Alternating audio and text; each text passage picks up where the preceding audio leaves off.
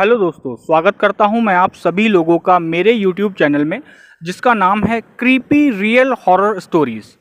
तो दोस्तों, आज की ये जो कहानी है ये मनोहर जी की है। चलिए कहानी मैं आपको उन्हीं के ही नज़रिए से सुनाता हूं। मेरा नाम मनोहर है और ये जो घटना मेरे साथ घटी थी इसको लगभग 10 साल हो गए होंगे। तब मेरी नई नई शादी हुई थी। दोस्तों, बताना चाहूँगा कि मैं राजस्थान के बीकानेर शहर का रहने वाला हूँ और मेरी शादी को उस समय लगभग 6 महीने हुए थे। मेरी जो पत्नी है उसका नाम सुषमा है। दरअसल हुआ ये था कि मेरी पत्नी के मायके की तरफ से उसके किसी रिलेटिव के यहाँ से मतलब शादी का इनविटेशन कार्ड आया था। तो मेरी वाइफ जो थी वो काफ़ी ज़्यादा खुश थी कि एक तो मतलब जाने का मौका मिलेगा और जो उसके मायके की तरफ के सब लोग हैं वो भी वहाँ पे सब इकट्ठे होंगे। तो वो काफ़ी ज़्यादा इस चीज़ को लेकर एक्साइटेड थी। और बताना चाहूँगा दोस्तों, जो शादी जो थी वो हमारे शहर से, बीकानेर शहर से लगभग 90-95 किलोमीटर दूर किसी एक छोटे से गांव में थी शादी। तो हुआ ये था कि मेरी वाइफ मुझको बोलने लगी कि आप एक काम करना, शादी से एक दिन पहले और शादी के अगले दिन की आप छुट्टी ले लेना। मैंने कहा ठीक है। कहने लगी कि हम शादी से एक दिन पहले चलेंगे ताकि जल्दबाजी में कोई गड़बड़ ना हो। मैंने कहा चलो ठीक है, ये भी अच्छा विचार है, ऐसे ही कर लेते हैं। तो हमारा जो है शादी में जिस दिन शादी हम जाने वाले थे, हमारा जो विचार था वो ये था कि हम लगभग शाम को 4-5 बजे आराम से निकल लेंगे और इस हिसाब से फिर हम वहाँ पे लगभग 8-9 बजे तक हम पहुँच जाएंगे। लेकिन हुआ ये था कि मतलब वहाँ पे जाने के लिए हमें कुछ सामान भी खरीदना था। तो मैं और मेरी पत्नी पूरा दिन मतलब मार्केट में शॉपिंग करते रहे। थोड़ा थकान सी भी हो गई और कब नींद लग गई पता भी नहीं चला। तो रात को हमें निकलने में थोड़ा सा लेट हो गया। हम लगभग 10:15 साढ़े 10 बजे के करीब हम निकलने लगे। तो मेरे जो पेरेंट्स थे वो मना कर रहे थे कि आप तुम लोग एक काम करो, आज मत निकलो क्योंकि पूरा दिन तो तुमने सारा उसी में ही लगा दिया बाहर खरीदारी करने में। कल शादी वाला दिन है, कल सुबह थोड़ा जल्दी निकल जाना।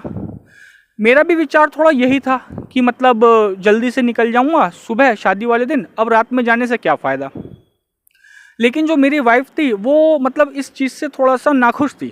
वो उसका मन ये था कि शादी वाले दिन से पहले पहुंचने का उसका प्लान था, ताकि अगर शादी वाले दिन से पहले अगर रात को थोड़ा देर से जागते भी रहें तो सुबह उठने में ज़्यादा कोई दिक्कत वाली बात ना रहे।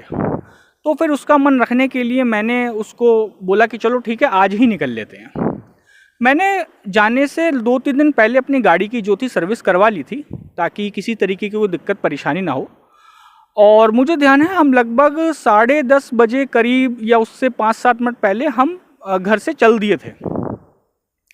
लगभग हमने आधा रास्ता पार ही किया होगा, हमने 40-45 किलोमीटर का रास्ता पार किया होगा। रास्ता थोड़ा सा आगे ख़राब भी था तो इस वजह से हमें वो रास्ता कवर करने में थोड़ा सा समय लगा। तो आधा रास्ता कवर करने में हमें लगभग 12:30 रात के 1:45 करीब बज गए थे। मैं और मेरी वाइफ बस हम दोनों ही गाड़ी में ट्रैवल कर रहे थे। अचानक से क्या हुआ कि मेरी जो गाड़ी थी एक मतलब जंगल वाला रास्ता था, वहाँ पे अचानक झटके से खाने लगी। जैसे झटके से खाने लगी मेरे को थोड़ा लगा कि पता नहीं ऐसे क्यों कर रही है। मेरी वाइफ को भी थोड़ा सा टेंशन हो गई क्योंकि हम दोनों ही थे और सुनसान सड़क थी। झटका लेते लेते गाड़ी अचानक से जो थी वो बंद हो गई। मैं मन मन में कहने लगा कि यार मैंने तो सर्विस इसकी अच्छे से 2 दिन पहले ही करवाई है, गाड़ी बंद तो नहीं होनी चाहिए। मेरी वाइफ कहने लगी कि ये क्या हुआ, गाड़ी कैसे बंद हो गई। मैंने कहा पता नहीं, मैंने तो सर्विस करवाई ली थी तो गाड़ी बंद होने का तो कोई मतलब ही नहीं है। कहने लगी एक काम करो, आप गाड़ी थोड़ा चेक कर लो कि किस वजह से गाड़ी बंद हो गई है। अब गाड़ी की जानकारी मुझे इतनी तो खैर थी नहीं, लेकिन फिर भी मैं गाड़ी से बाहर निकल के मैंने बोनट खोल के उसको थोड़ा सा चेक करने लगा। लेकिन मुझे ज़्यादा कुछ समझ में नहीं आ रहा था और ना ही उसमें से कोई ऐसा था कि जिससे अलग से कोई स्मेल आ रही है, कोई ख़राब चीज़ होने की, ऐसा कुछ भी नहीं था। मुझे सब कुछ जो था उसमें ओके लग रहा था। तो मैंने गाड़ी का बोनट बंद किया और अपनी वाइफ को बोला कि गाड़ी में तो मुझे सब कुछ ठीक लग रहा है, मुझे नहीं लगता कि गाड़ी में किसी तरीके की कोई परेशानी है, लेकिन समझ नहीं आ रहा, गाड़ी बिल्कुल मैंने अच्छे से सर्विस कराई है और आधे रास्ते तो हम बढ़िया से आए हैं और यहाँ आके पता नहीं गाड़ी को क्या हो गया। तो मैंने देखा दूर से ना एक बंदा मतलब एक वाइट से कुर्ता पजामा सा पहना हुआ था और पता नहीं उसने कोई गमछा या क्या किसी चीज़ को ना अपने सर से ढक के ऐसे मतलब मफलर की तरह जैसे पहन लेते ना, वैसे उसने किया हुआ था। तो जब वो बंदा धीरे धीरे पास आया, मेरे को पहले तो ये लग रहा था कि ये इतनी रात में 1:45 बजे हो रहे हैं, रात के समय हो रहा है, ये इतनी रात में क्या कर रहा है। फिर वो जब धीरे धीरे आया गाड़ी के पास, उसने हमसे पूछा कि क्या हुआ, आप लोग कैसे यहाँ फंस गए हो क्या। तो हमने बता दिया कि नहीं, हमारी गाड़ी जो है पता नहीं कैसे अचानक चलते चलते ख़राब हो गई है। मुझे ऐसा लग रहा था कि वो बंदा कहीं उसी जगह का रहने वाला था आसपास का। तो वो मुझसे कहने लगा, एक काम करो, यहाँ पे टाइम ख़राब करने से कोई फ़ायदा नहीं है, तुम्हारी गाड़ी अभी चालू नहीं होगी और तुम मेरे साथ मेरे घर चलो। मैंने कहा कि तुम्हारा घर कहाँ पे है। कहने लगा मेरा घर जो है वो यहीं पास में है। तो मुझे थोड़ा सा हैरानी हुई। मैंने कहा यार, यहाँ तो आसपास चारों तरफ घना जंगल है, इसका पता नहीं घर कहाँ पे होगा। तो मुझे थोड़ा सा ठीक नहीं लगा। जो मेरी वाइफ थी वो भी थोड़ा सा मुझे इशारा कर रही थी कि मतलब ना चलने के लिए, लेकिन अगर मैं उनके साथ ना भी चलता तो मैं यहाँ अकेले अपनी वाइफ के साथ इस घने जंगल में सुनसान सड़क पर मैं क्या करता। तो मैंने सोचा कि 2 से भला 3, तो मैंने उसको थोड़ा सा कन्विंस किया, वो भी मान गई। और फिर हम तीनों, उसने कहा कि एक काम करो, गाड़ी तो तुम यहीं छोड़ दो क्योंकि गाड़ी तो स्टार्ट होगी नहीं, तुम दोनों मेरे साथ पैदल पैदल मेरे घर चलो। हम उसके साथ, उस जो बूढ़ा आदमी था, वो ज़्यादा बूढ़ा भी नहीं होगा, लगभग 60-62 साल की उसकी उम्र रही होगी, हम उसके साथ जो है पैदल पैदल चल दिए। वो पता नहीं कौन से रास्ते से, कच्चे से घने जंगल के रास्ते से निकाल के हमें ले गया। तो जब वो जिस जगह पर वो ले गया था वहाँ पे मतलब कुछ घर थे, एक छोटा बस्ती टाइप का सा था वो जगह। घर जो थे वो कच्चे से ईंट के मकान से इस टाइप के घर थे, ऊपर मतलब छप्पर सा पड़ा हुआ था, इस टाइप के वहाँ पे घर बने हुए थे। जितने भी वहाँ घर थे वो सारे ऐसे ही थे। तो हम जब उसके घर के दरवाजे पे पहुँचे, उसने दरवाज़ा खटखटाया, अंदर उसकी वाइफ थी, वो बाहर निकल के आई। उसने जल्दी से कहा कि जल्दी तुम अंदर आ जाओ। तो हम एक झटके में मतलब घर के अंदर हम चले गए। तो फिर उसकी वाइफ वो कहने लगी कि एक काम करो, मुझे ये बताओ कि अभी किसी को बाहर तो नहीं जाना है किसी चीज़ के लिए। तो हमने तो अपने नाम में सर हिला दिया। तो उसने कहा ठीक है। उसने पता नहीं क्या चीज़ थी, वो टोकरी में एक मतलब लकड़ी की सी टोकरी थी, उसमें से कुछ चीज़ लेके आई और उसने जो घर की दहलीज थी, जो बाहर का एरिया था, उस पर उसने वो चीज़ से बिछा दी। तो मेरे मन में सवाल आया, पता नहीं इसने ऐसा क्या बिछाया है और उसने पहले ये क्यों पूछा कि किसी को बाहर तो नहीं जाना है। खैर मेरे मन में जो सवाल था, फिर हम तीनों मतलब घर के अंदर आ गए। उनके घर में वो बूढ़ा आदमी था और उसकी पत्नी थी। तो टोटल अभी हम घर के अंदर जो थे 4 लोग थे। तो नींद तो खैर नहीं आ रही थी, क्योंकि मेरे साथ प्रॉब्लम यह है कि जब मैं किसी दूसरी जगह पे जाता हूँ तो मुझे एकदम से जो है नींद नहीं आती है। तो मैं जैसे तैसे करके लेट गया, अपने आप को सुलाने की मैं कोशिश कर रहा था। अचानक से मेरी नींद लगने ही वाली थी कि मुझे पता नहीं क्यों ऐसा लगा कि घर के बाहर से किसी के बोलने की सी आवाज़ मुझे आ रही थी। तो मैंने उठ के देखने की कोशिश करी, तो जिस कमरे में मैं लेटा हुआ था उस कमरे में एक छोटा सा खिड़की थी। तो मैंने खिड़की को बिल्कुल हल्के से खोलने की जैसे ही कोशिश करी, तो पीछे से उस बूढ़े व्यक्ति ने मेरे शर्ट को पकड़ लिया और मुझे झटके से पीछे खींच दिया। उसके इस हरकत से मुझे गुस्सा तो खैर काफ़ी तेज आया, लेकिन क्योंकि मैं उसी के घर में ही था रात को, तो इसलिए मैं उससे कुछ कह नहीं पाया। तो उसने मेरे को बोला कि ये तुम क्या कर रहे हो। मैंने कहा कि पता नहीं क्यों बाहर इतनी रात को 2 आदमी शायद ऐसा लग रहा है बात कर रहे हैं।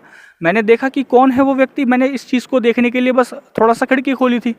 उसने कहा कि ऐसी गलती दोबारा मत करना, और जब तक तुमसे मैं खुद ना कहूँ हिलने की, तब तक ज़रा भी अपने बिस्तर से मत हटना। तो उसकी ये बात सुन के मैं काफ़ी ज़्यादा हैरान सा हो गया। खैर उसकी बात को फिर मैं इग्नोर करके मैं अपने बिस्तर पर जाके लेट गया। अचानक से क्या हुआ, तो हम जो चारों लोग लेटे हुए थे, हम एक कमरे में लेटे हुए थे। मेरी वाइफ के पास उसकी वाइफ लेटी हुई थी और उस आदमी के पास मैं लेटा हुआ था। तो मैं सीधा अपना लेटा लेटा सोच रहा था, तो मुझे अचानक से ऐसा लगा जैसे कि छत पे कोई टहल रहा है। किसी के पैरों के चलने की धम धम की सी आवाज़ मुझे ऐसे आ रही थी।